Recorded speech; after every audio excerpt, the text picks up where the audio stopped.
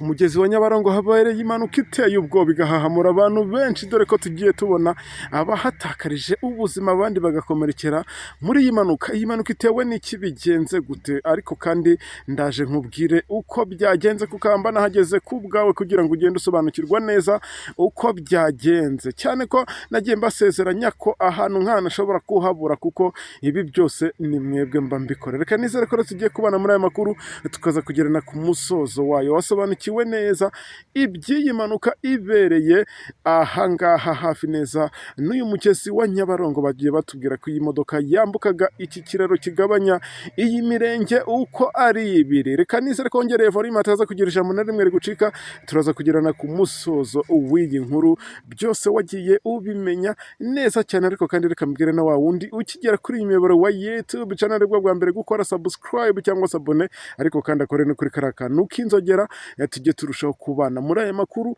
tugutegurira buri uko bwije nuko bukeye. Iyi ni impanuka ibaye nyuma y'indi mpanuka yabaye ejo hashize, ubwo hari ku cyumweru ku itariki 6 z'ukwezi kwa karindwi. N'indi mpanuka rero yabaye ubwo iyi kamyo ya Scania nayo yakubitaga Coaster yari irimo abantu benshi bari bagiye gushyingura, n'undi nawe wari witabye Imana aguye mu mpanuka ku wa gatandatu ku itariki 5. Ngira ngo murumva ko ni ibintu biri kuba ari nk'uruhererekane, kandi byose bigiye bituruka ku mpanuka. Ntabwo byoroshye habe na gatoya. Niyo mpamvu nkunze kubabwira nti mujye mucishamo munasenge mw'abantu mwe, kuko iyi minsi cyangwa se ibihe turimo ntabwo biba byoroshye habe na gato. Komeza ubane nanjye kumva kuri izi mikoro, nkaba nitwa Charles OG, umuhungu w'Imana.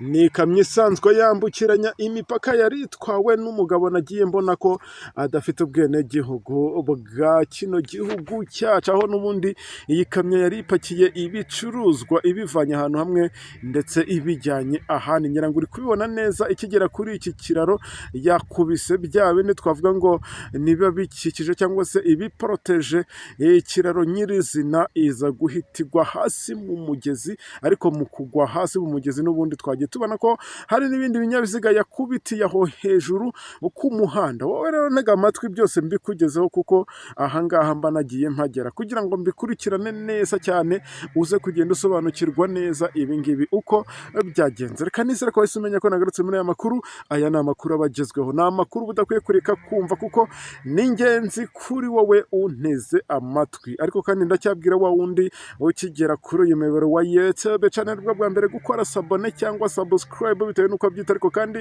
ntagenda adakoze kuri karaka nuk'inzogera kugira ngo bijye mufasha kwakira notification buri ko twaprodinze inkuru cyangwa se buri uko dushyizeho inkuru.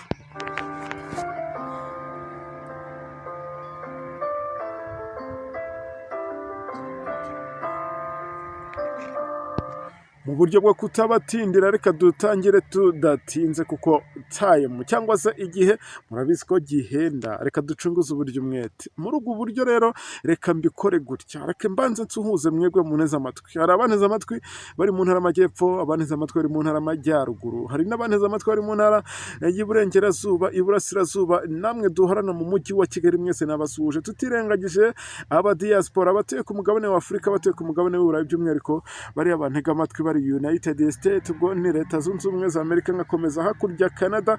Mwese nabahaye ikaze, nizera ko mumeze neza, kandi nkomeza no kubibutsa ko ishakiro ry'amakuru yizewe nta handi uzigera uyakura usibye kuri uyu muyoboro wa YouTube channel ni Charles OG TV, nanjye ukajya unyumva kuri izi mikoro amanywa na nijoro. Nk'uko rero ndi kugenda mbikubwira, iyi mpanuka yaje kuba hagana mu masaha ya saa munani n'igice zigera zishyira saa 9 z'amanywa. Ubwo birumvikana twari turimo twerekeza mu masaha ya nimugoroba nk'uko ibingibi byaje kuba, nawe uri kugenda ubyibonera. Ubwo nizere ko wahise umenya neza aho nakujyanye cyangwa se aho ibingibi byabereye. Ni impanuka itashimishije abantu benshi, kubera ko iyi modoka ubundi musanzwe mubizi ko aya makamyo ntago aba agenda yihuta, ariko se kandi ahangaha ko twabonye ko wenda nubwo ari ku kiraro atari habi cyane, ubundi uri kuvuga ko iyi mpanuka wowe yaba yatewe n'iki? Bamwe bati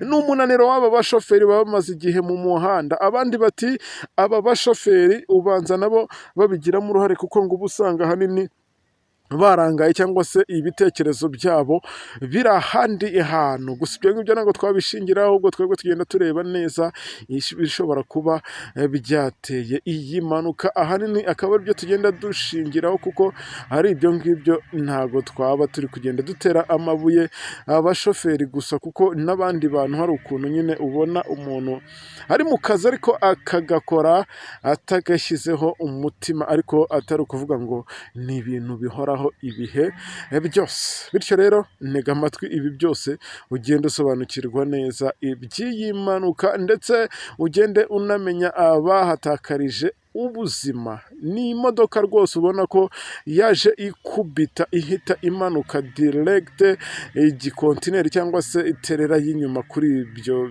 ibiri kuri icyo gikamyo, nk'uko musanzwe mubizi yaje guhita yisanga mu mazi. Uri kwibaza uti ubundi yari ipakiye ibiki? Byavaga hehe? Byajyaga hehe? Ntabwo ndi bugutindire, iyi ni impanuka yabereye aha ngaha mu ntara y'Amajyepfo. Ubwo nimvuga mu ntara y'Amajyepfo, hamwe Nyabarongo igabanya imirenge igera kuri 2, ubwo nizere ko wahise unabimenya neza. Ni naho iyi modoka yari igeze, yavaga mu mujyi wa Kigali ibicuruzwa ifite aho ibijyana. Nubwo bajya batubwira ko iyi modoka rero yavaga mu mujyi wa Kigali, bagiye banatubwira ko ahanini n'ubundi ubwo ibi ngibi hari aho yari yarabikuye mu minsi nk'ibiri ishize, ubwo ni hanze y'igihugu cyacu cy'u Rwanda, ubwo yazaga n'ubundi ihita ikomeza direkite aho yagombaga kubidepoza. Ubwo ntumbaze ngo yajyaga i Muhanga cyangwa se i Ruhango cyangwa Nyanza, ubwo wenda ni hagati aho ngaho, gusa twagiye tumenya ko yerekezaga mu bice by'intara y'Amajyepfo nk'uko ndi kugenda mbikubwira. Iyi modoka rero yari itwawe n'uwo mugabo, navuga ko aturuka mu gihugu cya Kenya, nk'uko nagiye mbona n'iyi modoka yari atwaye yari yambaye ibirango cyangwa se plaque zayo ni Nyakenya, ariko kandi nta mutandibo iyi modoka yari ifite, ari nabyo byatumye abaturage benshi bari aha ngaha bavuga bati aba bantu aka kazi bagakora nk'aho wagira ngo ni igihano barimo, kubera ko gusanga inshuro nyinshi bakora ingendo, kandi ugasanga izo ngendo ikintu cyose kigendanye n'imodoka cyangwa se kiri bukenerwe aho ngaho mu modoka kirareba umushoferi, ugasanga bitumye ajagarara cyangwa se atakiribure mu mutwe, ugasanga nyine na kwa kundi ushobora kuba uri mu muhanda bitumye ugira ibyo utekereza, bikaza gutuma wibagirwa ko uri kuri vola cyangwa se ari wowe muyobozi w'icyo kinyabiziga. Akaba ari nayo mpamvu ubona iyo modoka yaje guhita irenga umuhanda. Uri kwibaza uti kubera iki ibi byabaye? Ubundi akigera aha ngaha hejuru y'iki kiraro gishinze kuri Nyabarongo igabanyamo ibyo bice nagiye nkubwira, cyangwa se iyo mirenge igera kuri 2, aha ngaha rero inzego z'umutekano zahise zihagera, nk'uko nagiye mbikubwira. Akaba ari imodoka y'ikamyo yaje gukubita imodoka zigera kuri 3 zari ziri ku muhanda. Kubw'amahirwe izo modoka bari ziri muri izo modoka cyangwa se bari bicaye, ubwo ni kuvuga abatwaye ari umushoferi wari utwaye iyi modoka, iyi kamyo, cyangwa se abo ngabo bari muri izo modoka zigera kuri 3 iyi modoka yakubise. Twagiye tubona ko nawe hatakarije ubuzima, yewe n'abari bari muri ibyo binyabiziga bavuyemo batakomeretse mu buryo bukabije, ahubwo waje gutakaza ubuzima n'uwari utwaye iyi kamyo. Yo disi, murumva ko ni ibintu bibabaje. Reka njyewe nkomeze kwihanganisha umuryango w'uyu nguyu wahatakarije ubuzima, abandi bakubitiwe n'iyi modoka ku muhanda akaba aribo bakuwe aha ngaha bakomeretse. Ubwo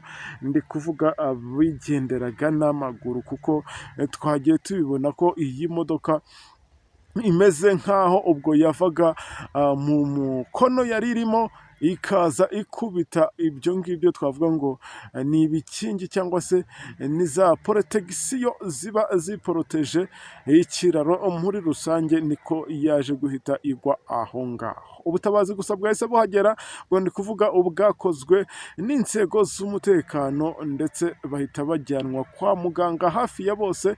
Ubwo hahise hasigara imirimo yo gushaka uko iki kimodoka cyangwa se iyi kamyo iri bukurwe aho ngaho muri uwo mugezi, cyane ko bagiye banabona ko biraza gusaba gupakurura icyo gikontineri cyari gipakiye ibigaragara neza. Twagiye tubona ko ari inkweto bwoko ki. Ubwo ibyo ngibyo naba ngiye muri ya detaye cyangwa se muri za detaye zo kwamamariza inganda zitamaye akazi. Gusa igomba kumenya cyo kimwe nuko yari ipakiye inkweto.